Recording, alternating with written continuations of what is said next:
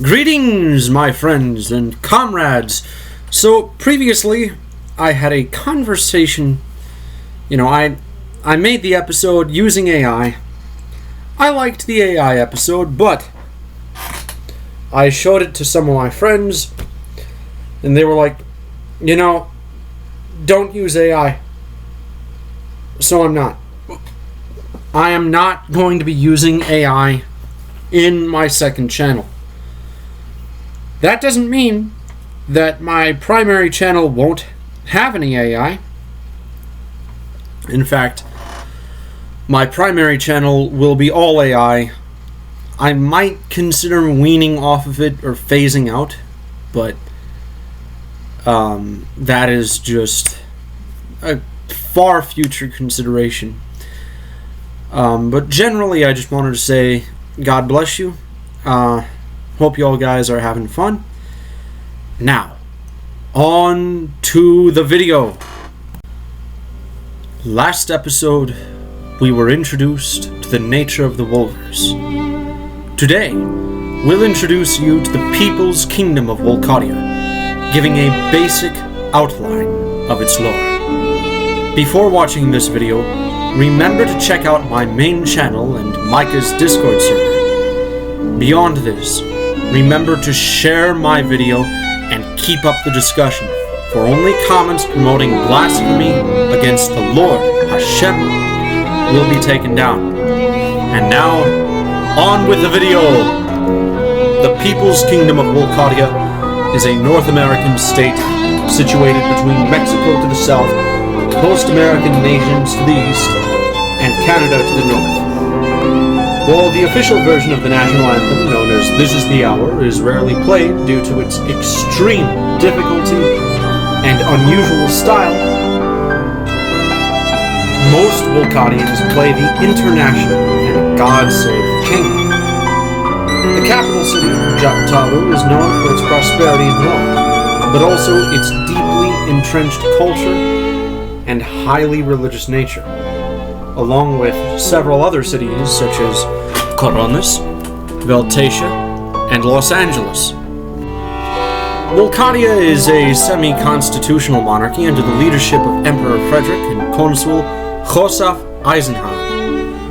The nation's government is neither democratic nor totalitarian, but rather an authoritarian government created to ensure overall prosperity and freedom for its citizens. Here, those who are natural conformists live happy lives, while those who dare to think different are given opportunities to truly maximize their way of life. Rather than placating the masses by allowing the ignorant to vote, the Wolcottian government demands that every action and political thought must be decisive and well-informed.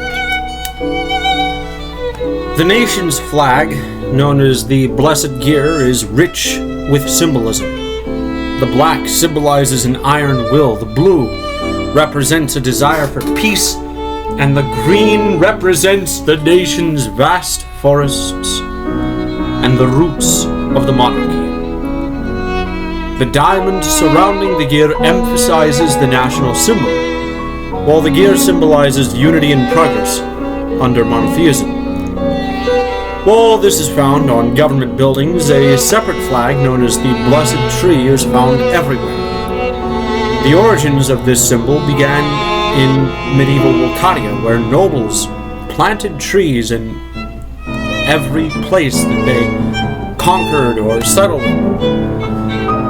Eventually, this grew to become a national symbol of defiance, flown by every Wolcottian, not just the nobility.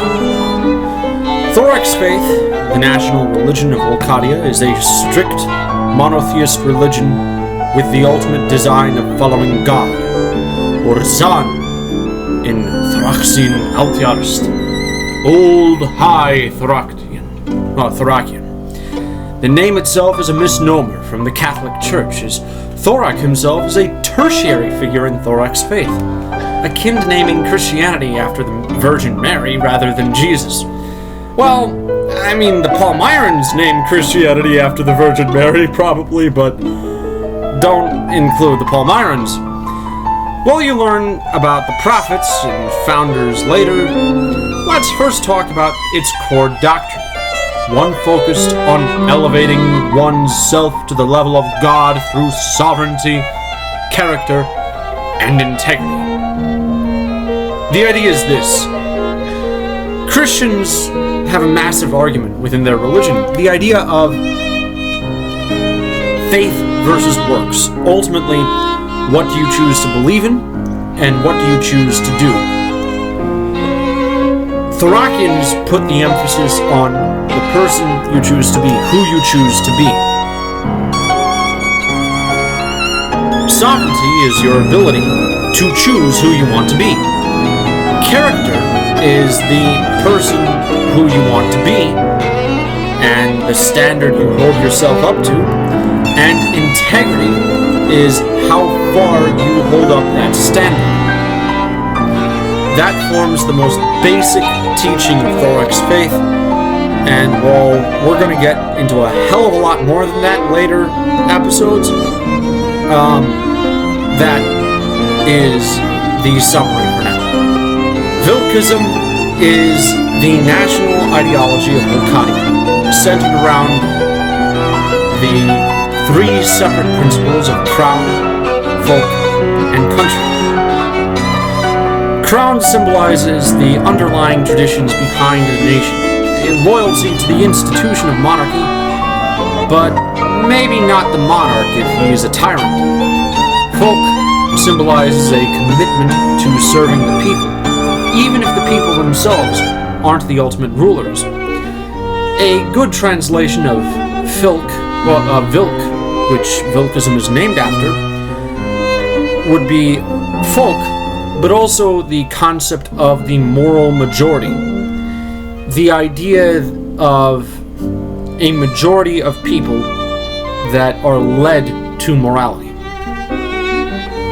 Country is a commitment to national unity over both regional identities and supranational loyalties, taking in some influence from liberal Enlightenment principles there. The ideology itself is authoritarian but flexible, and there are even some liberal interpretations of Vilkism. However, don't get your hopes up if you're some progressive Democrat. Even the most liberal interpretation of Vilkism is not fully democratic. It is too conservative. Now we go into the immense size of the People's Kingdom of Wolcottia. It is the largest nation in the world, unrivaled in both sheer size and power. While its core territory is similar in size to nations like Brazil or India, for example, the colonial empire made up of a few powerful colonies rather than many smaller ones dotted around the world, rivals or perhaps even surpasses the British Empire. Now, let's talk about these regions, starting with internal Wolcottian territory. Wolcottia's western coastline is the wealthiest and most urban region in the People's Kingdom, also known for its relative progressivism. Thing's this: you want democracy in Wolcottia? Look, the western coastline, even the most progressive part of the western coastline would be deemed incredibly conservative by today's standards in our world. This region is home to Wolcottia's Jotnese minority, descendants of a long-lost kingdom created by Chinese settlers in modern Wolcottia. Now, moving on to Wolcottia's Central Mountain region. It is a very conservative region that benefited the most from Wolcottia's vast modernization efforts. This region is known for its deeply religious people and the presence of various local cultures.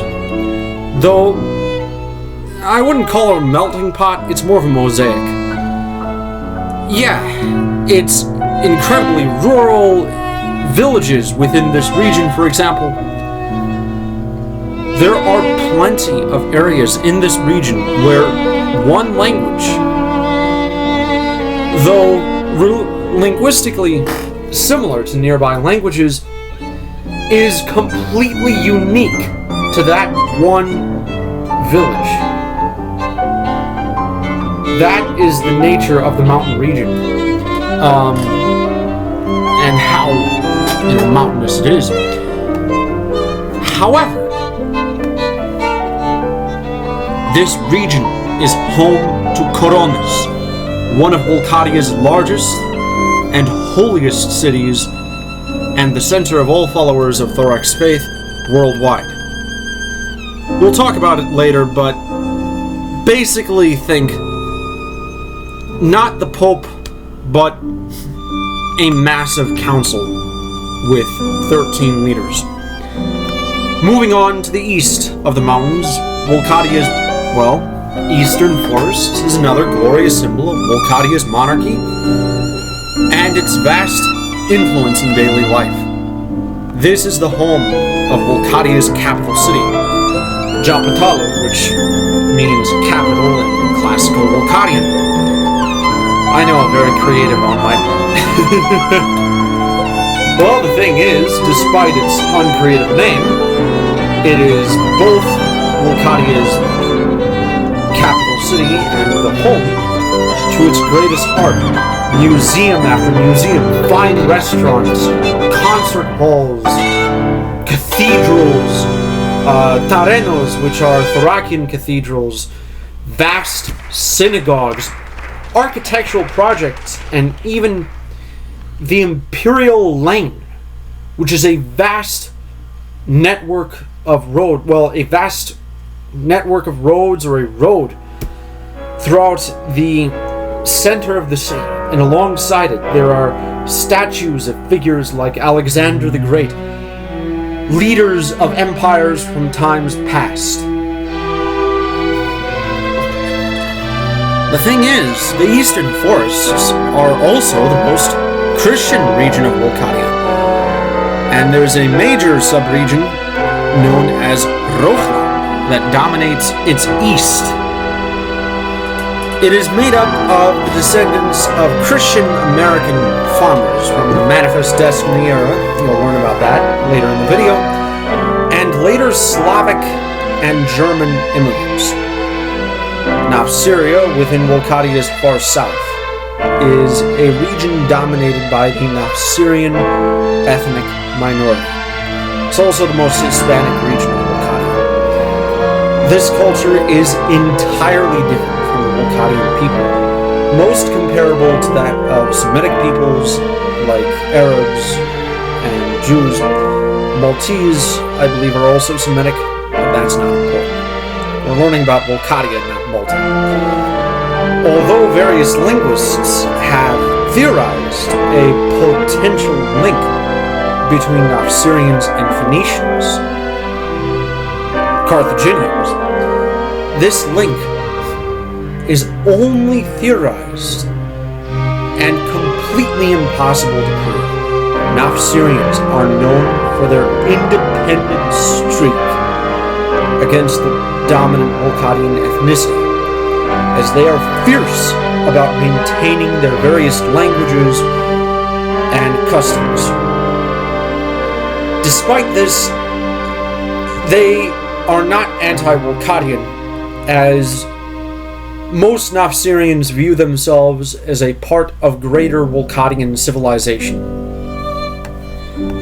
The north is the final region of Wolcottia, containing Govoritland, Narsland, and Alaska, but all united in their shared trauma during World War I. It is the primary land that fought with the British Empire, and you'll learn plenty of that later in the video.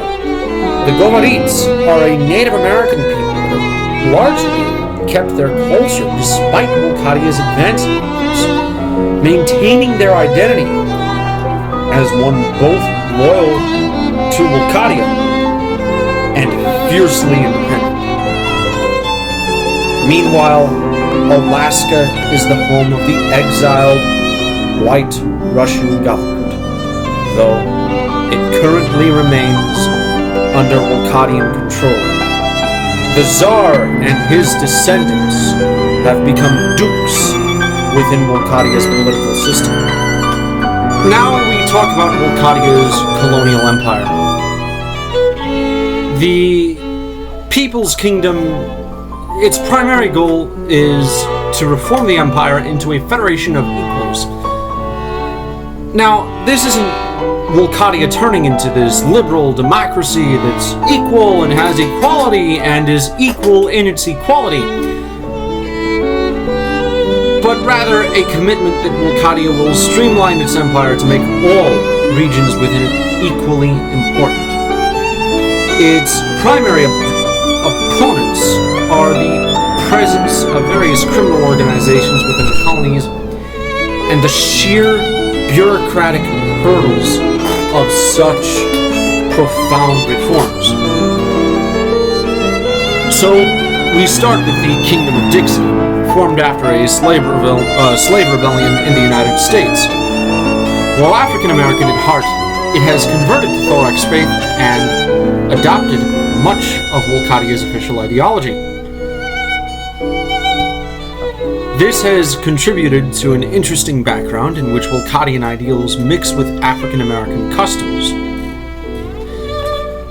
Following this is the Caribbean Viceroyalty, consisting of Cuba, the Yucatan Peninsula, and Puerto Rico.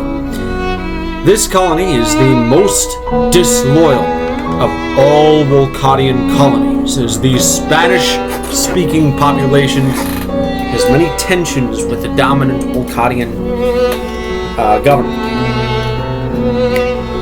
Thing is this: various revolutionaries want to get rid of the settlers who moved to this region after fairly buying their land.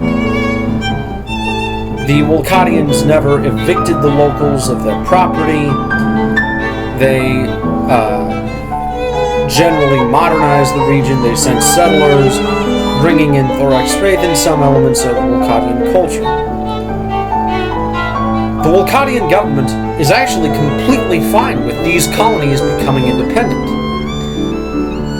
It is just opposed to the forced exile of settlers without due compensation. Meanwhile, the southern corridors in Ethiopiana are controversial for other reasons. Those within the southern corridors, including the natives, well, the natives themselves are Wolcottian, consider themselves to be Wolcottian. However, the Federal Socialist Republic of Ethiopiana, let's just say they don't think so. This will be a long story that will occur a bit later in the series. The Kingdom of Copland, within southern Africa, is one of the reasons why Wolcottia maintains its colonial empire. While previously a hotbed of racial tension between the Scandinavian majority, Boers, Anglos, and Native Africans, the Wolcottian government has basically put a stop to that and shared religion, shared values, shared commitment, shared goal, even a lingua franca, Wolcottia, that everyone in that region can understand. Wolcottian troops are fierce against racial agitation of all kinds, from white supremacists to black Hebrew Israelites. Meanwhile, the Viceroyalty of Zealandia is Wolcottia's largest colony, containing the entire continent of Zealandia. The most surprising feature of Zealandia is the absence of a native population. The thing is, there's a huge debate there. Some say, look, there are no records of a native population anywhere, no interactions. Something somewhere would have survived. This region is incredibly isolated in the middle of nowhere. The Wolcottian population here is not big enough to fill the entire continent. It's fairly small. And although, yes, it's increasing, there would be some evidence you cannot hide the existence of a people. However, others say, yeah, there has to be a native population there. Moving on to the Viceroyalty of Frederickland, it is a modest colony containing the Philippine archipelago and Taiwan. This nation is a model of the Wolcottian system of governance and a key stronghold of the Wolcottian Empire in hostile territory. It is because of Frederickland that the native population of Filipinos and Taiwanese live with living standards akin to that of Wolcottia. Some areas higher, some areas lower, of course. Some areas even higher than in mainland Wolcottia. Now that we are over the talk of history, let us talk about something else. Specifically, history. In the 1100s, Sir John, an English knight who questioned the Catholic Church, received a divine vision and became the prophet and founder of Thorax faith, eventually leaving Britain for North America. His son, Sir Sven, established the prosperous kingdom of Udzalav in present-day Montana, leading to the conversion of nearby kingdoms to Thorax faith. However, this widespread conversion has led some nations into corruption, most notably the Wolcottia Republic, known for its slavery, sexual degeneracy, and human sacrifice. The Wolcottia burned Udzalav, causing the followers of Thorax faith under Sir John to flee, forming a diaspora all across North America. Now, in a small region known as that of Havrak, a Christian king who was previously a great crusader, converted to Thorax faith, established a powerful alliance known as the Iron Coalition, and made plans to eliminate the Wolcottia. His name was Resulva, and his small army of righteous warriors, supported by the pious dragon Drachiu, crushed the Wolcottians in their degenerate ways. Their captain, Ivar Stott, was renamed Koronis, and the unified Thracian kingdom established of the varying nations in the Iron Coalition became Wolcottia, after Sir John Wolcott, that British knight. Following the unification of Wolcottia, the nation endured several eras of prosperity and chaos. Yeah, it suffered through a horrendous Spanish invasion, but the Wolcottian people persevered, starving would-be conquistadors during the winter and meeting the Pope in Rome for a humiliating peace deal.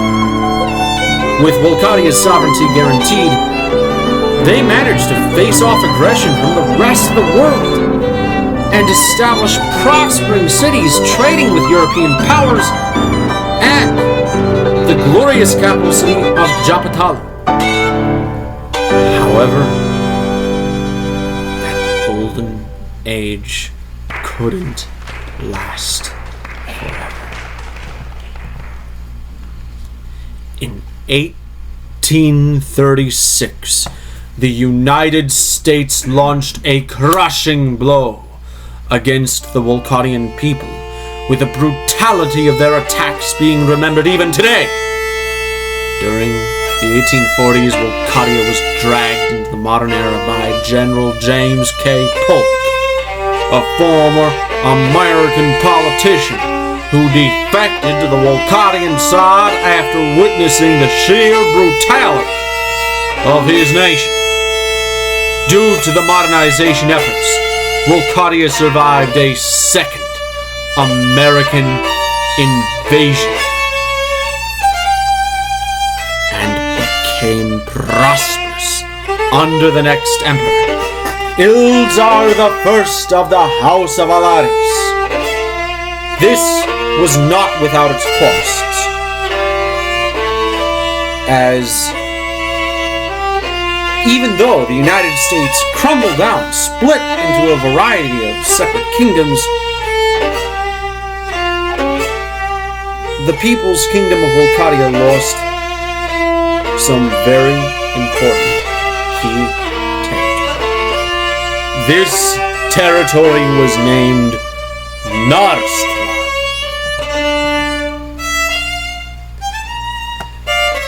It was purchased by the British Empire, who divided the land between British Columbia and Yukon. The Wolcottian people suffered in that region, but they were pushed to modernization and revenge under Ildar I of Alaris and his son, Adam, culminating with Wolcottia's entry into the Central Powers during World War I. Despite the Central Powers' ultimate loss, the Wolcottians managed to prosper in the alliance due to clever negotiations and strategic diplomacy. However, even with territorial gain, the Wolcottian nation still suffered, as its attempts of democracy were clearly not working. People were enamored by the rise of communism and fascism in the 20s, after World War I. But the Wolcottian people knew that they couldn't fall under that. A new ideology was invented, that of Wilkism. Under the banner of Emperor Frederick, the deep economic depression was alleviated, and the nation once again rose to a level of power and prominence unheard of. Even if Wolcottia was faced with wars and turmoil such as the Sino-Wolcottian War in the 1930s and the War of Japanese Restoration in 1940, the nation once again bravely and proudly ascended to a golden age. Now, let us end the video by talking about Wolcottia's allies and enemies, starting with Wolcottia's greatest ally and then descending into the worst of its enemies. Won by Wolcottia in the late 1800s, the Kingdom of Mexico has been rebuilt by Wolcottia. Following a civil war in the 1930s, Wolcottian government efforts linking the two nations have led to Mexico practically becoming a Wolcottian dependency. The situation is similar in Japan, though the process involved a long-term civil war and empire. Yeah, no more empire. Although many Japanese nationalists wish to break free from the Wolcottian yoke, many others consider Wolcottia to be Japan's only protector against the Soviet Union and China. Following the war in Japan, Korea was given independence and put under the leadership of a Vilcust and pro-Wolcottian government. Although many consider this the replacement of one master with another, Wolcottian treatment is highly preferable to treatment under Japan and later homegrown terrorist movements. 위대한 김정은지, the Empire of Brazil, is one of Wolcottia's closest allies, made especially significant due to religious animosity between the two. Brazil and Wolcottia have a very strong trading relationship and often work together in peacekeeping missions throughout South America. The Federal Republic of Atlantica is a democratic republic in what was once the American Great Lakes, Pennsylvania, parts of New York, and,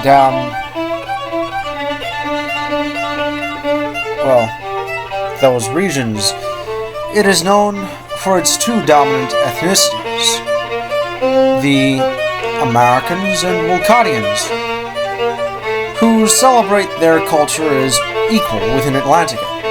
Due to Atlantica's partly Wolcottian heritage, the two nations share a very unique bond. Various democratic nations, such as Canada and Ethiopia, have a belief, maybe right, maybe wrong, that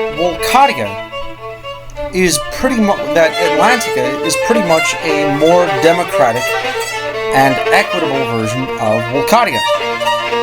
Now, what are these democratic nations? Well, you're asking to learn what Wolcottia's enemies are. And here we go.